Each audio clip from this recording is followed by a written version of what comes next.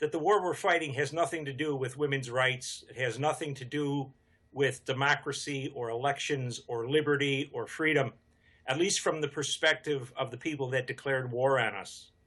They wouldn't have that stuff in their own country, but what they hate about the United States is not even the American people. They hate the American government because of its interventionist policies in the Middle East. And that's been borne out completely by all of the documents that have been released by the government since that raid. There's not a word about the Americans are debauched, they're sick on pornography, the women wear short skirts. None of the stuff that Mr. Bush and Mr. Obama and Mr. Clinton and Mrs. Clinton have told the American people. Iran, 74.8 million Muslims. 83% favor implementation of Sharia law as of last year. So that's 62.1 million more radicals. Thus, the main source of the Islamists' motivation in growing numbers is found in the clear, limited indictment of U.S. policy that bin Laden has delineated. His list contains just 6 items: the U.S. military and civil presence on the Arabian Peninsula, the U.S. military presence in Iraq, Afghanistan, and elsewhere in the Islamic world, unqualified U.S. support for Israel, U.S. support for other powers oppressing Muslims, especially Russia, China, and India, the U.S. ability to exploit Muslim oil at below market prices, and U.S. support for tyrannies, especially in Egypt, Saudi Arabia, and the Gulf states.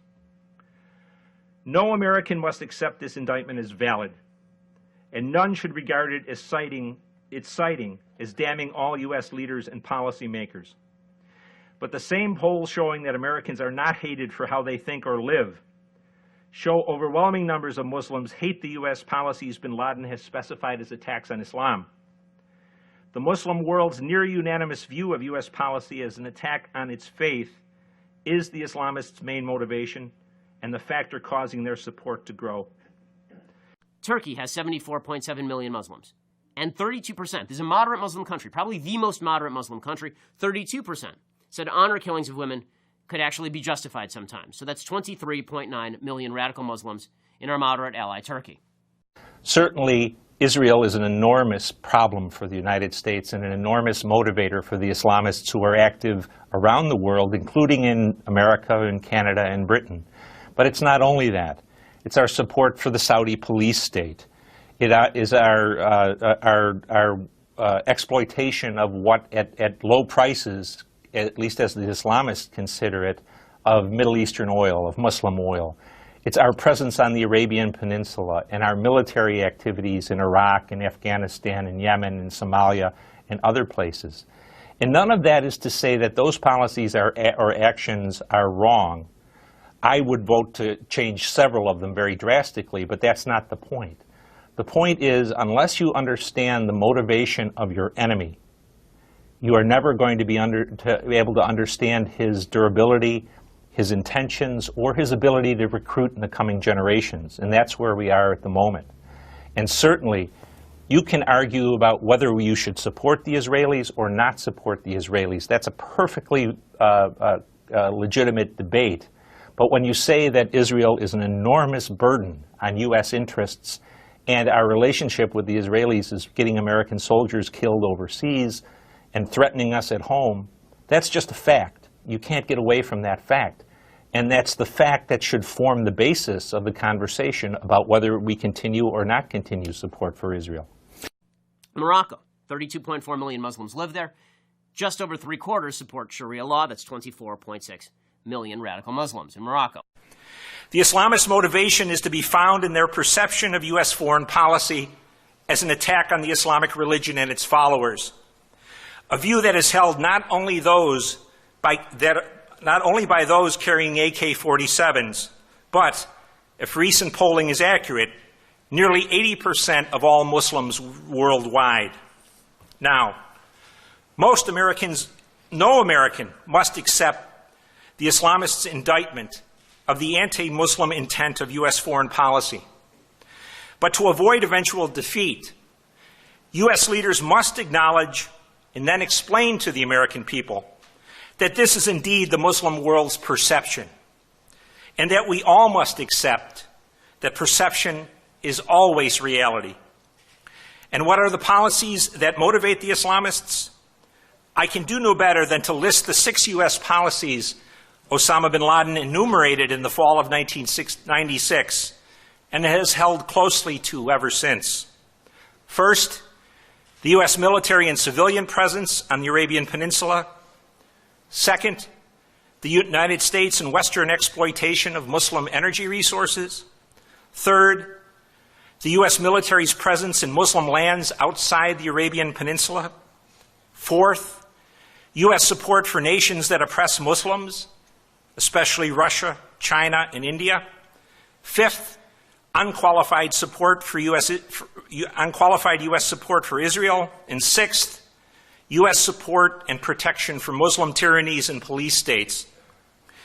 These 6 policies, then, form the core of the Islamist motivation for waging war against America.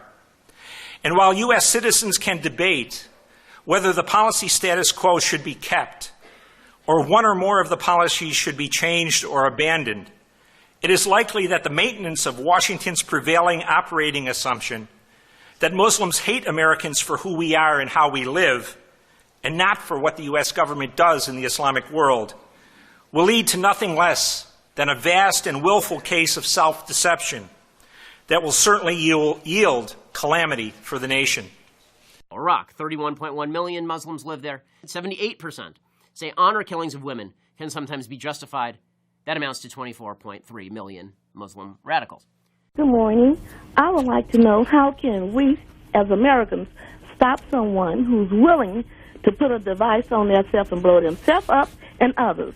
I would like to know, how can we stop it? Thank you very much. I don't think there's really a way to stop it with any kind of 100% assuredness. One way to stop it is to decrease the motivation of those people to attack us. And until we're willing to recognize what the basis of their motivation is, which is things like support for Israel, support for the Saudi police state, we're not going to be able to stop any of them, or many of them. And the number of people willing to carry those devices and kill people will increase over time. So ultimately, we have to find a way to dissuade them from focusing their anger on us and persuade them to focus their anger at what they themselves believe is the real enemy, the governments that govern them, oppress them, and Israel. Afghanistan, 24 million people. A huge majority, 76%, support at least occasionally, or just once in a while, honor killings of women. 99% actually want Sharia to be the law of the land. So it's like a Cuban election over there. 24 million radical Muslims over in Afghanistan. What our presidents have told us have been lies. It's simply not true that Al-Qaeda and its allies are going to blow themselves up because there's so many women in this audience tonight, or because we like alcohol, or because the Iowans have early primaries. There's nothing more absurd in the world than that, but yet it's expedient, because what politician wants to go to the American people and say, we're going to send your sons and daughters overseas to protect oil in the Saudi police state? That's not a vote winner. I think our problem lies at home. This is not an enemy that cannot be defeated, at least at this point in time, but it surely will never be defeated if we keep fighting an enemy that doesn't exist. And that entirely is up to us in terms of finding a statesman instead of a politician to serve in the White House.